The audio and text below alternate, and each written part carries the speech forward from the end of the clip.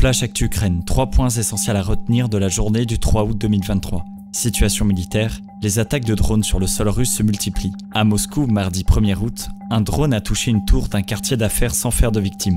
Aujourd'hui, dans la région de Kalouga, le Kremlin affirme avoir détruit 7 drones. En Ukraine, lundi à Kryvyi, un bombardement russe a tué 6 personnes et en a blessé 80 autres, dont 7 enfants. Kiev a également été bombardé, mais la défense antiaérienne a fonctionné. Par ailleurs, selon Oleksandr Kubrakov, des frappes russes sur des installations portuaires du Danube ont endommagé près de 40 000 tonnes de céréales. Entre la Crimée et l'oblast de Kherson, l'Ukraine aurait lancé une frappe de missiles M142 HIMARS sur l'île de Drazilarche. Selon des sources médiatiques ukrainiennes relayées par Newsweek et CNN, environ 200 soldats russes auraient été tués, ainsi que du matériel détruit.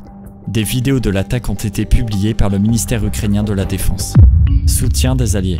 L'Allemagne exclut de livrer des missiles de croisière Taurus demandés par Kiev en raison d'une crainte d'une escalade du conflit avec la Russie. Le ministre de la Défense allemand a précisé que ces missiles permettront aux forces ukrainiennes de frapper loin derrière la ligne de front dans l'est de l'Ukraine. Les États-Unis ne fournissent pas non plus ce type de missiles.